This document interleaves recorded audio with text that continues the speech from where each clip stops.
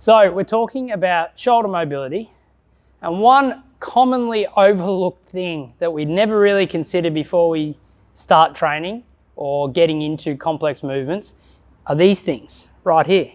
Just like our ankles, they're super important, complex little joints that are usually wearing a brunt of work when we're typing, sitting in a computer all day, punching, if we're into combat sports, or even lifting and carrying things. They're going to bear a lot of stress. And when we talk about our elbow and that tennis and golfer's elbow we can sometimes suffer, it doesn't always come from the shoulder, but can also come from the wrist.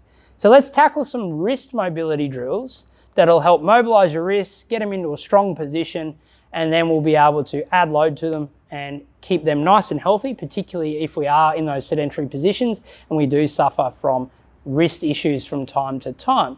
Now, like we said that too, if you are suffering any stress-related injuries while being an office-bound worker, or if we do have a particular injury to our wrist, make sure we are adequately cleared or screened by a professional before we do any of these mobility-based stretches.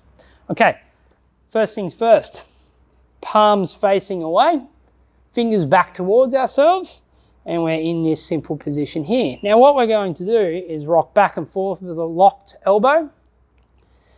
All of these stretches, you can do these for 2 to 3 minutes to allow that range to increase. Come in from a hold, breathing. As you breathe out, increase the range. But the idea is to keep the heel of the palm in contact with the floor and pulsing. The next stage is the elbow bend. Heel of the palm, back to front there. We need to keep that in contact with the floor still, but we're flexing at the elbow.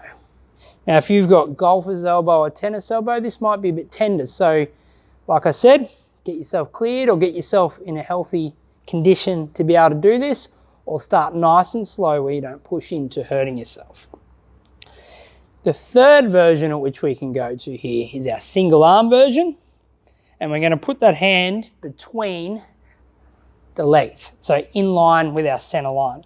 So from here, the trick is to keep our 4 fingers in contact with the ground.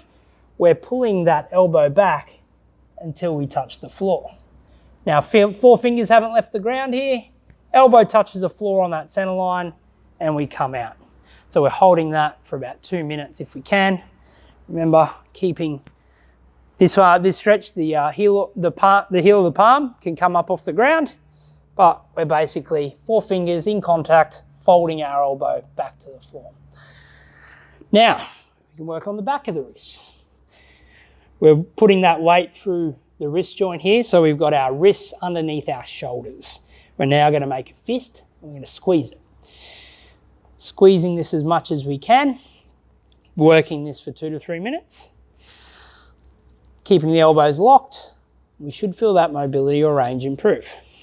As we get more and more confident on it, you can bring your knees away and bear a bit more weight and keep that flex going.